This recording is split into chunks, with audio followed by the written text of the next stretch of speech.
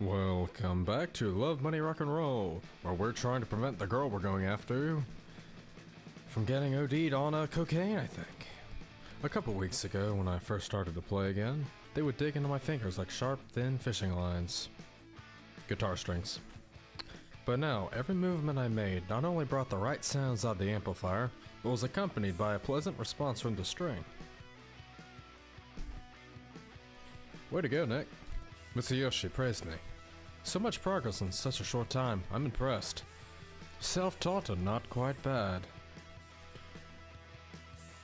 He spoke genuinely, but for whatever reason to me, he still sounded like a routine compliment. Now, with the concert just around the corner, Zed feels definitely had no new time to find a new bass player. Ishida wiped the sweat from his forehead, walked to us and smiled encouragingly. For once, I'm not worried about the rhythm section. Imagine if Yamada heard you right now. Both of them laughed, while I didn't know how to react, since I'd only seen their former bass player once, from a distance, standing in the audience hall. Guys, stop embarrassing Nick. Look, he's all red. Ellie sneaked up from behind and lightly elbowed me in the ribs. Ouch. I jumped in place and pretend. After that, Ellie never offered me a pick-me-up again, and seemingly wasn't taking any herself. I wasn't sure about that, though, so I kept a careful eye on her, noting any changes in her behavior. But I didn't notice anything in particular. Gradually, my suspicions began to fade. Let's go one more time. Hell, maybe that's enough, Ishida pleaded tiringly. Even if he had run out of energy, it was definitely time to stop. Seems like someone's tired. All things in moderation, nothing good will come out of exhausting ourselves. I was of the same opinion, even though I didn't feel that tired. Meanwhile, Ellie was beaming with energy. It seemed that if I'd come any closer, I'd get burned. I think Ishida's right too. Who else thinks that? She stared me down, and I, smilingly idiotically, looked towards Tokyo Rider, who had just been standing behind the synthesizer, but wasn't there now. Ellie realized she'd started losing people to attrition, pursed her lips and put the guitar away. That's all for today. Thanks everyone. Ishida and Mitsuyoshi exhaled in relief. Can I take the bass home? I mean, I have my own. I just don't want to switch instruments too much before the concert. Of course you can. Ellie shrugged, puzzled. I would have never been able to afford a guitar like it. So, the last rehearsal before the concert is the day after tomorrow? Yes, and we start at 2, don't forget.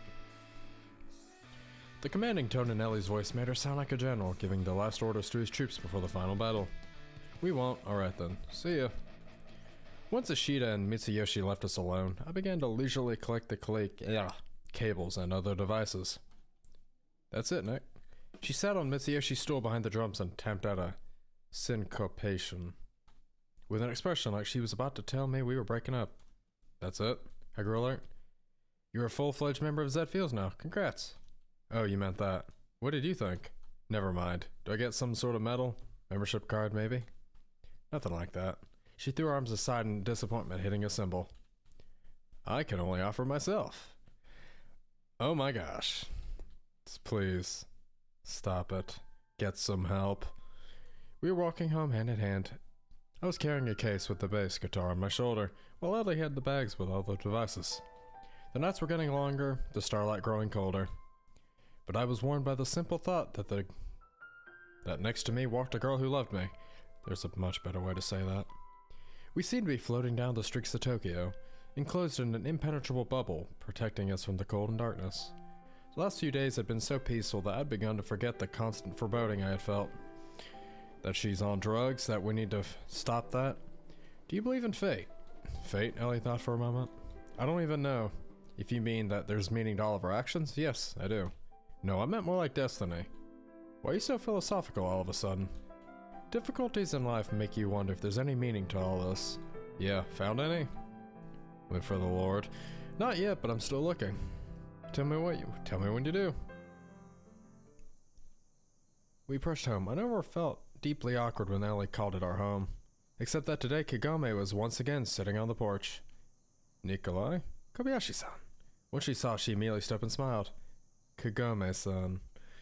Ellie greeted her coldly, not even looking too surprised to see her here. I just came to give Nikolai some papers for a Wednesday test. She took some papers out of her bag. I'm still our class representative, remember? Is it that urgent? But you weren't at school yesterday. Kagome looked genuinely surprised, like sitting at the door of a classmate's house, waiting for him on a Saturday evening was totally normal. Have you been spying on us? Nikolai and I are in the same class, she replied confidently. Of course, Kagome used to act weirdly even before, but she'd always been aggressive rather than showing excessive and inappropriate interest in her classmates' academic achievements. Nikolai and son and I are grateful.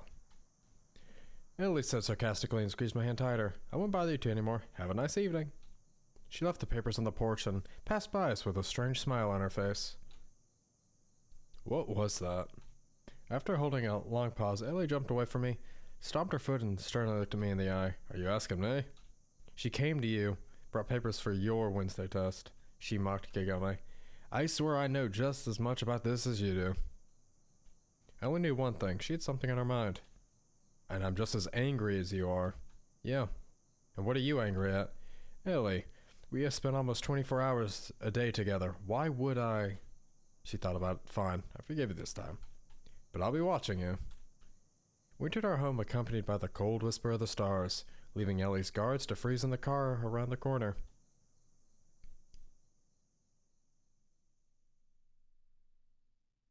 Don't do drugs, kids. 12/10/1987.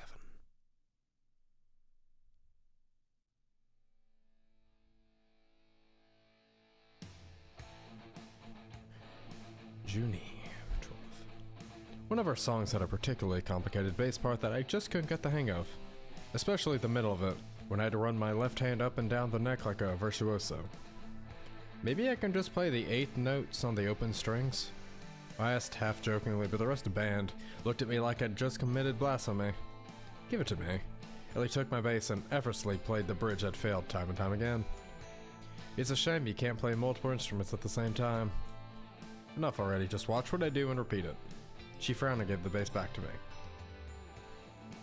Sometimes it seemed to me that among the members of Zed Fields, I was most relaxed about music. Except probably for Tokyo Rider. But understanding when he was and wasn't serious wasn't an easy task in general. And it wasn't even about the lack of experience. Music was mostly still just a hobby for me. While for them it was important, maybe even an integral part of their lives. I'll try. In reality, Ellie's demonstration hadn't helped at all. On the contrary, the last bits of my confidence evaporated without a trace. When a clown at a child's party juggles 10 balls at once and then offers to teach you, a 6-year-old to do the same, it's met with a smile. Meanwhile, I didn't just feel like a clown, but an entire circus in a burnt-out building with no audience. I feel that. Maybe you'd have an easier time with a 5-string bass. Ishida said thoughtfully. Thanks, but I'd like to get a handle on 4 first. To be honest, I'd always believed the fewer strings there were, the better. Alright, let's try it again. 1, 1. Mitsuyoshi started to count. All in all, I could hit the right notes and didn't go too far out of line, but it still felt to me like parts were recorded separately then played on a tape.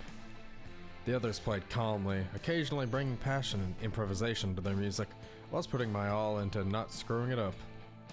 Sure, bass wasn't the leading instrument, and maybe a mistake or two would go unnoticed, but without a well-played rhythm section, rock music loses a good half of its feeling. Besides, I simply felt ashamed in front of the guys. The strangest thing was, at first I used to think I was doing pretty great, but the longer we practiced, the more I realized I was years and years behind my band members in terms of skill. It happens. When we were finished, I exhausted, put away the bass, and slid down against the wall. Do we really have to work ourselves to death right before the concert? Do you guys do that every time? I moaned, not addressing anyone in particular. Actually, no, but we're under special circumstances right now. As in me? It's fine, I get it. Thanks, guys. And gal. Ellie grinned and played a couple of chords from American Woman. Alright, I wish you all a good sleep. Mitsuyoshi stood up from behind the drums and tiredly looked over the room, his gaze stopping first on me and then Ellie. The hint, not obvious, was inappropriate. He immediately caught himself. I, for one, will need at least 8 hours of healthy sleep. Then we meet tomorrow at 6 in front of the club. I'll be there. Yes, you will, Tokyo Rider. As usual, the two of us left the rehearsal studio last. I feel like I'm gonna have to reject drugs one more time. Ain't that swell? Sorry, Ellie, not doing drugs, and I don't want you to do drugs either, because they're bad for your health. No, I can't make it today. Grandpa wants to talk about something, so I'll have to stay at my place. Talk about what? Don't worry, we aren't going to discuss any evil schemes. She frowned. Promise? Promise. Ellie kissed me goodbye, though somewhat coldly. Or was it just my imagination? I was walking home, feeling somehow relieved. I could really use some good sleep, which would be a lot harder to get with Ellie in the same bed as me. There were a couple of blocks left before I reached home. I wasn't really paying attention, deep in my own thoughts, so it took some time for me to hear someone calling me. Oh, it's Kagame. That's not creepy at all. Nikolai, good evening. Evening. It seemed like we'd been seeing each other outside of school too often lately. Going home? Going home, and you? I had something to do after class, so I had to stay for a while. I see. Unless Kagame was gonna walk all the way to a restaurant, she'd chosen a bad route. It would have been much easier to take a train at the nearest station from the school. Unless, of course, it was intentional. Kagame? I said with a pointed politeness. I don't want to offend you, but recently we seem to be meeting each other too often. Are you afraid that Kobayashi will be jealous? She squinted cunningly. That too, but most importantly, I have the feeling that you need something from me. I've already told you, I just want to thank you for saving my father and helping me. You've already done that. She suddenly paused for a moment. But it's always nicer when gratitude reaches the recipient, so to speak. I can only say once again that I had nothing to do with what happened. Come on, don't be modest. She suddenly laughed and jabbed me slightly with her elbow. I definitely didn't expect that from Kagame. Do I look like a modest person? Right now, yes. Alright, see you tomorrow then. She said happily and headed for the nearest station. What was that? What the hell is this? I returned home, made dinner, and had no appetite whatsoever. I couldn't get Kagame's strange behavior out of my mind. I think she's crazy right now. I was sure she never did anything without a purpose, and maintaining a friendship with another person wasn't her style. I wonder if she even had friends. Besides, I was scared of how Ellie might react. I didn't want to give her the slightest reason for pointless jealousy, but at the same time, I couldn't do anything about Kagame. What, was I supposed to tell her to F off? Yes? In a more polite way, I guess. My fingers hurt and my shoulder ached from the guitar strap. Careful, Nikolai. I went to bed around 10 but couldn't fall asleep until late into the night, constantly running through scenarios of me screwing up my first, apparently, last stage appearance. It be like that.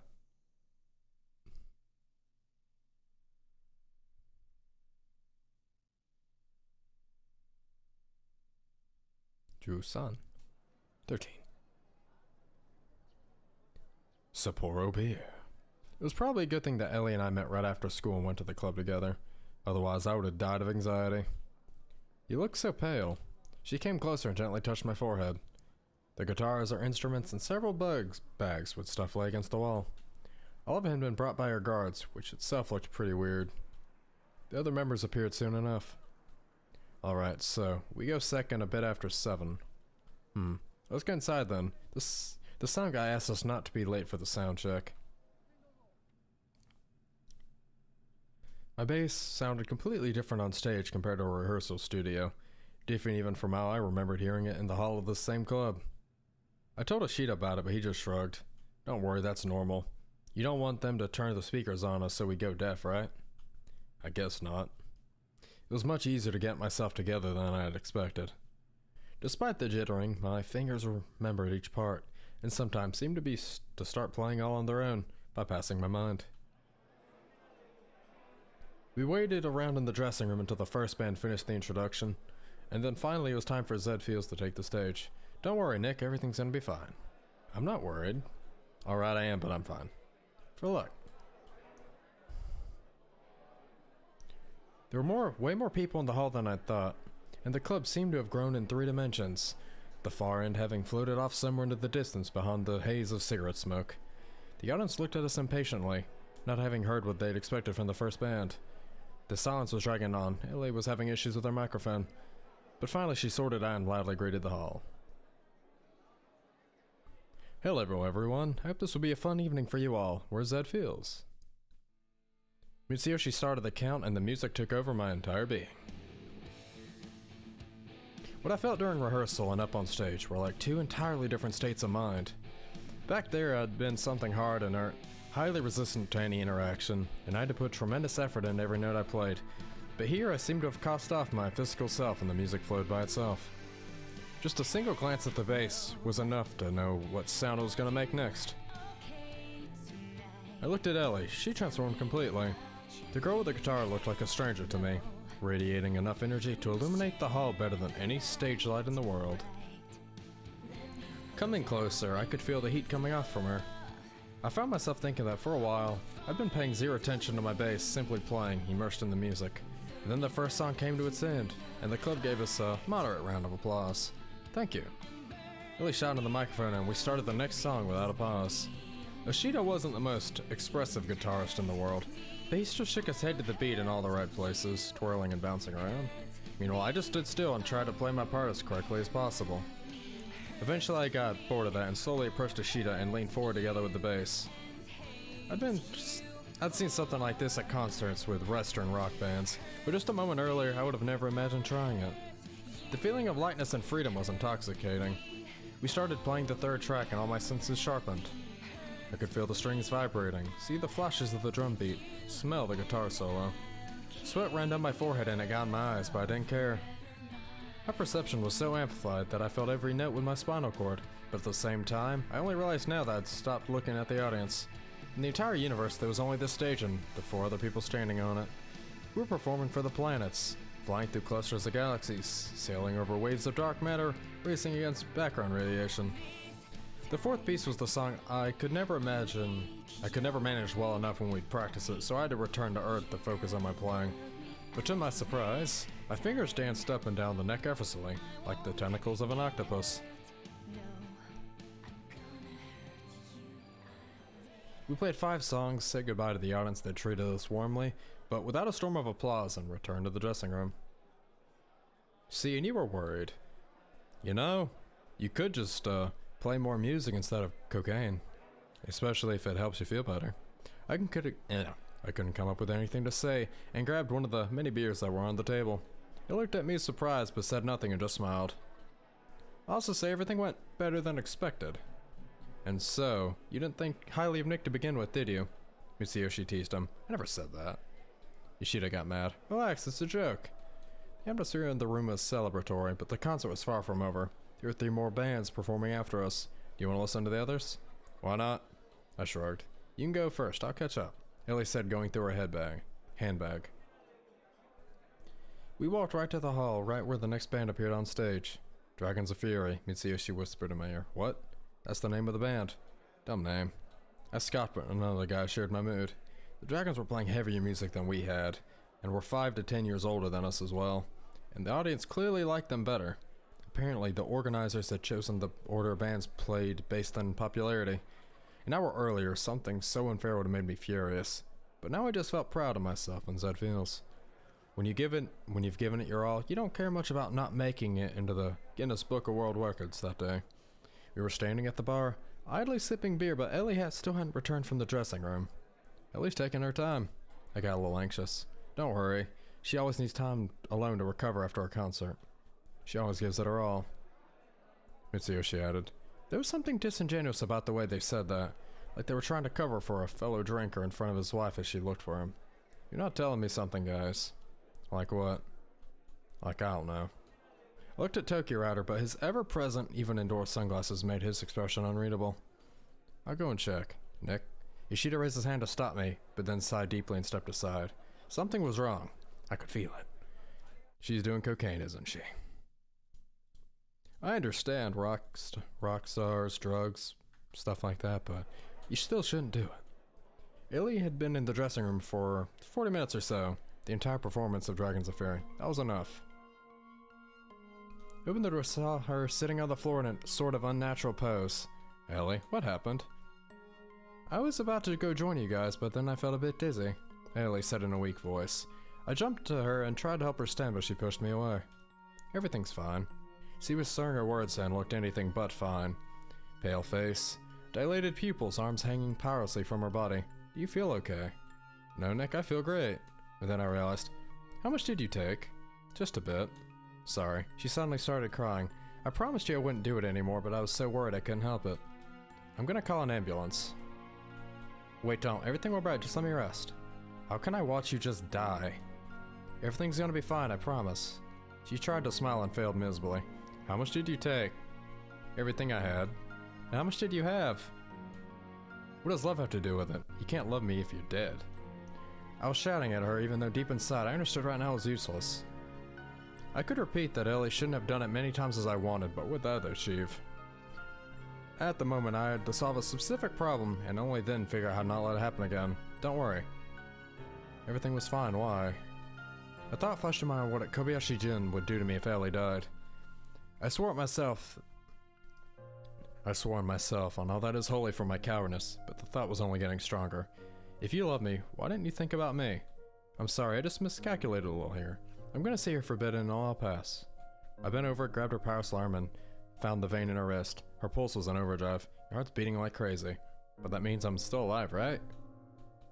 There wasn't a phone to be found in the dressing room, but I physically couldn't bear just waiting around. Hold on, I'll go get Ishida. A minute later, the two of us were standing over Ellie, who was on the floor in the same pose. What do we do? I kept muttering. Elle, again? He sighed heavily. So this isn't the first time. In the absence of any real physical threat to our own lives, the part of the brain we'd inherited from animals, which is responsible for emotions, tries to find in our surroundings the reason we're worrying over a loved one. That overly academic explanation didn't stop me from going off at Ishida. What did was the understanding that even the promise Ellie had made with me didn't stop her. To me, the person who, according to her, she loved. Sorry. It's okay, I understand. Don't worry. It'll be alright. It has to be. Guys, I'm still alive and I don't plan on dying anytime soon. Ellie's face finally returned to its normal or natural color. If you got any left, hand it over to me right now. I don't have any left, honest. Nick, we can't leave her here. She needs to rest and sleep. I understand, but her guards are at the club. There's a back entrance. Don't act like I'm not here. Ellie protested weakly. I'll ask Tokyo Rider to get to the car. Leave in 5 minutes. Thank you. When Ishida left, I sat on the floor next to Ellie. How are you? I feel like I just ran a marathon, then I remembered I forgot my wallet at the start and ran back. I'd imagine so. You often end up like this? This is the first time. Ellie? After every concert, really? This one is special. But it shouldn't become your last. Sorry. She started crying again. If you start feeling really bad, you'll tell me, right? She didn't respond and lowered her head even more. Ellie? Can't say I exactly feel good now either. But it'll pass soon at some point. What am I gonna do with you? At that moment, I looked at her if she was not the girl I just started dating, but an alcoholic uncle cast out by the entire family. And that feeling made me very uncomfortable. I knew I had to help, be with her, but at the same time, Ellie's problems felt like a burden. That had to be how people thinking, sitting at the beds of their sick relatives, the degradation of whose health they, though never encouraged, also never resisted. No, of course, I didn't really feel guilty about what happened to Ellie. I didn't. Or didn't want to. Can you walk? Probably. Helped Ellie up and walked her to the back door of the alley behind the club. Thankfully, Tokyo Rider's new sports car was already there. We lay Ellie in the back seat, which left no room for Ishida and Mitsuyoshi. I gave them my address and they promised to take a taxi and follow us. We chose my home of all places, but I had no other ideas, and none of the guys offered a better alternative. We still had to decide what we'd say to the guards when Ellie would come to her senses, although it seemed like she had prepared for occasions like this. Tokyo Rider was sitting in the kitchen with a cup of coffee in his hands. We put Ellie in my bed and closed the door. Where'd you find the coffee? I never had any. He just shrugged in response.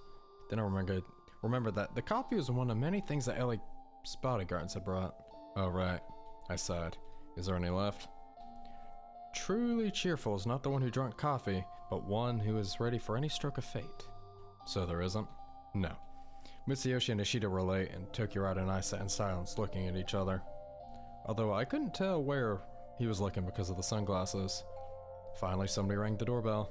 Is Elle alright? Ishida asked as soon as he entered the kitchen. She's alright. I wasn't angry with him as in the dressing room, but the aftertaste remained. Concealing information on which a person's life and health depends on is considered a crime in almost every country. On the other hand, what was he supposed to say? Hi Nick, glad to have you on board. Actually, did you know that Ellie likes to snort down lines? Oh my gosh. Were you followed? I don't think so. If you're worried about Ellie's security guys, don't be. They won't move until at least midnight, maybe even later. Yeah, we usually stay around the concert to talk to other bands, so I see.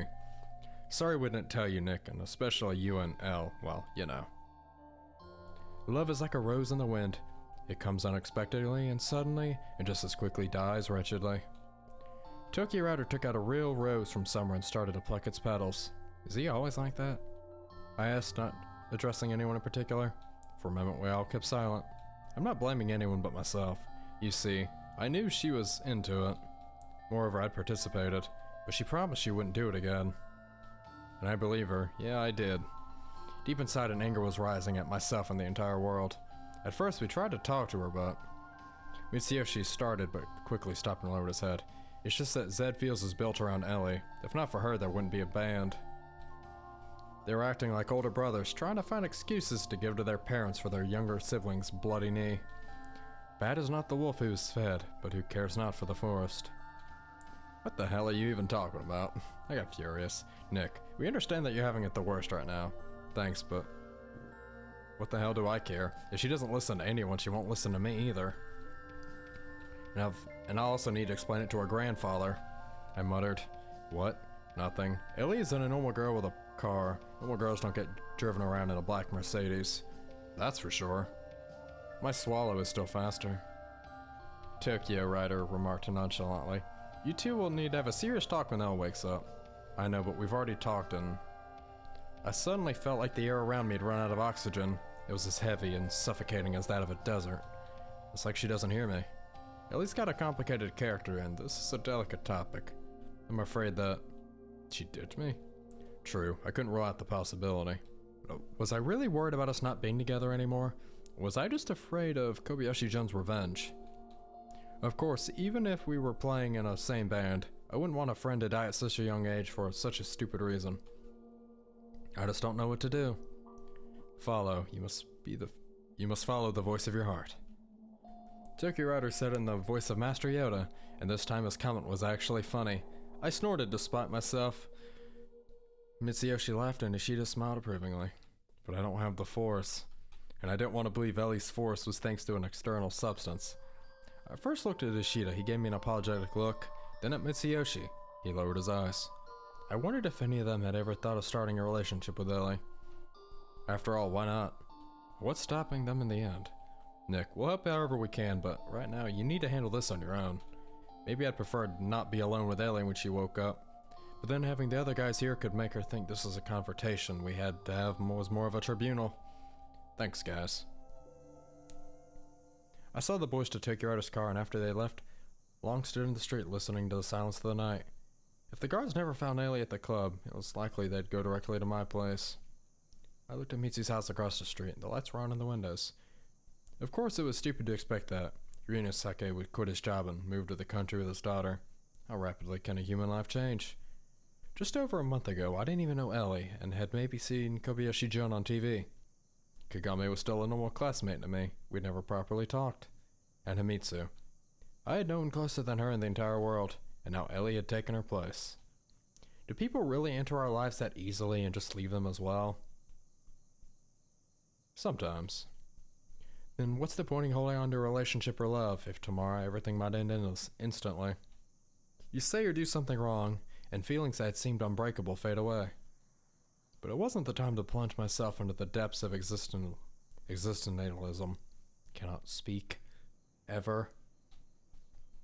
I returned to the house, walked to my room, and sat on the bed next to Ellie. She was sweating in her sleep, had thrown the blanket to the floor, and generally didn't look very healthy. I didn't want to wake her up, so I just kept sitting there until the last evening noises outside died off. Ellie finally stretched and opened her eyes. Nick? She gave me a cloudy look. Where are we? Home. Don't you remember anything? I remembered we were playing at the concert and then... Did I get that wasted? I couldn't remember Ellie ever drinking much beer. In a sense. What about the guys? She tried to get up, but I carefully stopped her, putting my hands on her shoulders. They've already left. What a disgrace. She covered her face with her hands. Decorum isn't what you should care about right now. Then what? Ellie asked with innocence of a child. What were you doing in the dressing room while the guys and I went to listen to the next band? I tried to make my voice sound as soft as possible, there's still a hard tone to it. Apparently she remembered, frowned, and turned away. Ellie, you can't do that. I know. Why do I need to repeat it for the 100th time? Because I'm worried? It seemed that my words weren't reaching her, and even agreeing with them, Ellie was still trying to stick to her guns. I'm not trying to criticize you, so don't. She grumbled, barely audible. Don't what? Are you saying I should just watch you kill yourself? Perhaps I'll have to make a choice. At least she isn't offering us any. Because that's a solid nope. It seemed like time for euphemisms were over. Don't be ridiculous. All rock stars dab one. No one's died yet. That's a lie. Marilyn Monroe, Elvis Presley, Jim Morrison. Okay, I get it. You don't need to go on. It's not enough to just get it. You need to draw conclusions. What am I supposed to tell you? Do you want me to promise I'll never do it again? There was poorly hidden hostility in those words. I sighed, moved closer, and put my hand on Ellie's shoulder. We've just met. I wouldn't want to say goodbye so soon. Could a bit of humor help? Then don't force me to choose. Is there a choice for you? What about everything you said about love? No, Nick, no. She immediately started up, raised herself on a bed, and wrapped her arms around me. I didn't mean that. Of course I love you, and there's nothing more important for me. It's just what? Nothing. I love you. Do you believe me? Ellie was ready to burst into tears, and it was even strange that she still hadn't. I do, of course. I calmed her down, softly stroking her hair, but deep inside I was starting to resent her. I believed Ellie's words too, I wanted to, but at the same time I couldn't get rid of the feeling that she just wanted me to confirm that she was sincere. Like, look, I love you, what else do you need? It resembled the whining of a child demanding the adults to look at his or her drawings, even if they had much more important things to do. And how much real love was in there? How much was just the whim of a spoiled Ojo-sama? But love is shown through actions. Then what do I need to do? You know what. Fine. She lay back in bed and turned away. I won't do it anymore. Happy now? Her answer was hardly convincing, but what else can I do in this situation? How do you feel now? By the way, about your security guards, they must still be waiting for you at the club. Let them wait. What? Am I supposed to report to them? Not to them. I said, directly hinting at Kobayashi-Jun. If grandfather needs me, he knows where to find me. Ellie wasn't afraid of the old man, and why should she be? But did she realize I had plenty of reasons to fear him? I was sure she did on a conscious level, but unfortunately, we don't always listen to our voice of reason. A young lady can easily bring her boyfriend to meet her parents, knowing in advance that they won't approve of him, and most importantly, without even thinking about it what it might mean for her cavalier. And with her actions, Ellie was pushing me closer to the edge of the abyss. I felt disgusted by the fact in this situation, I was worried more about myself than about the health and maybe even the life of the girl who loved me. Or said she did. Alright, I didn't want my concern to sound like a lecture, sorry. No, you're right, I should have been more careful. She sighed and paused before continuing. I want to say I shouldn't have done it at all since I promised you. Ellie, if the only thing standing between that powder and you is a promise to me, that's not gonna work very well. Ellie, I can hear you. I felt more and more like I was talking to a spoiled child. Since you can, would you tell me how you're feeling now? So I don't need to call an ambulance? I scoffed. Maybe a psychiatrist. I know that number by heart. Then came the rare silence when you're not pained by a need to do or say something to break it. Even the sounds of the street seemed to have completely died down. As if my room was suspended in an endless void, with nary a star nor a planet for many light years around except Kagome staring into the window, because she seems to be stalking us. Just a few hours ago, I thought I understood all our feelings, that we had no secrets from each other. Could I say that about myself? I was hiding a lot from Ellie, but not for the same reasons why I'd avoided answering Himitsu's questions. Was that just a convenient explanation? It's always easier to keep the truth hidden, shielding yourself with concern for others, persuading yourself that they can't handle it. I cleaned myself and brushed my teeth, and when I got back, Ellie was already sleeping peacefully, wrapped in a blanket.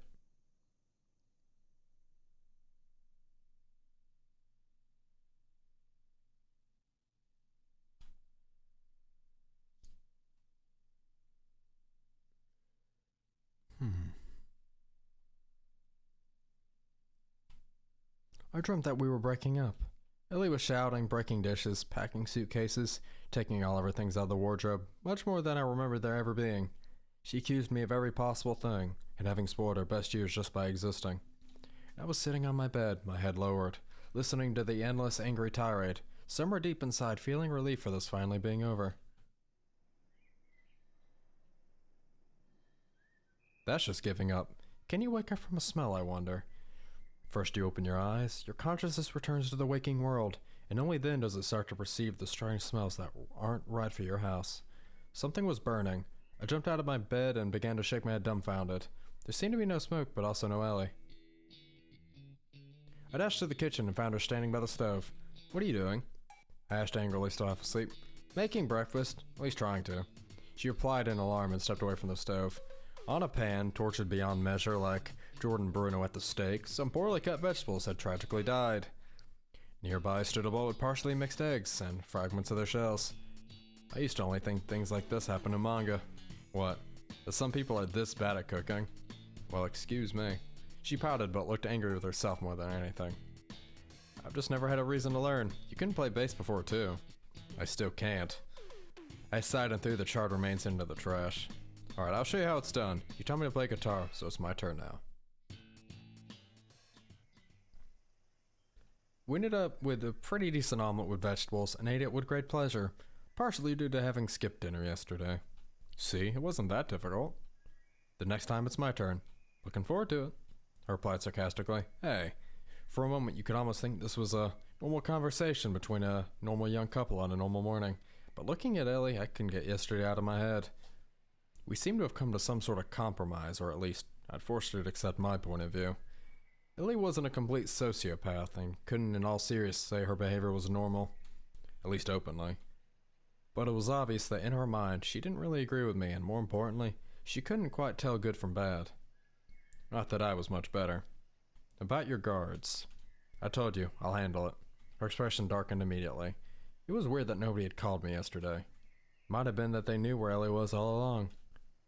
The thought made me somewhat uneasy, but then it was logical to assume that Kobayashi-Jun was also aware of the other events of yesterday evening. Nick, you're only worried about one thing. What? What my grandfather thinks about you. I think anyone would be worried about his girlfriend's family thinks. But I will admit our case is special. I wish I could be special to you in any other sense. She sighed and turned away. Ellie, I can't completely abandon common sense. After all, we live in a society. A society, yeah. That's a joke. Are we going to school? Let's go. She suddenly livened up.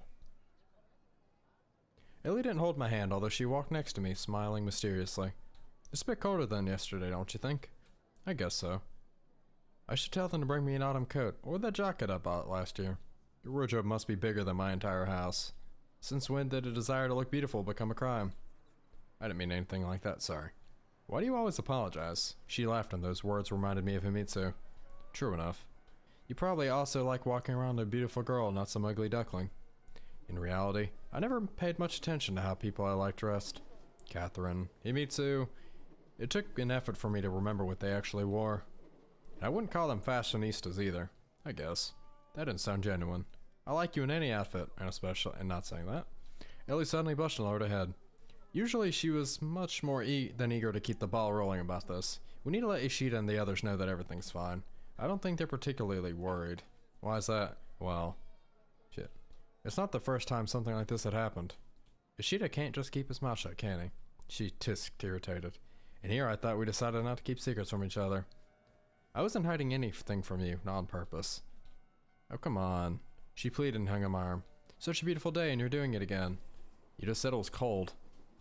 I know I was grumbling like an old man but couldn't help it. I didn't say it was cold, I said I need a coat. Yeah, sorry. Complaints followed by apologies. Where did I ever learn that? At the school, the topic of my and Ellie's relationship had already lost its luster, so we no longer looked at exotic animals in a zoo, which I was more than happy about. I never wanted to be the center of attention, so I didn't know how long I'd be able to last. But the spotlight is capricious, and people were already whispering about a guy from another class who'd knocked up his girlfriend. Alright, see you later. Ellie's goodbye sounded rather cold. Bye. I deliberately took my time changing my shoes, pretending to struggle with untying the messy laces. The day started better than it could have, especially considering the events of yesterday, but how would it end? And we'll leave off here, sitting in the classroom with a pencil.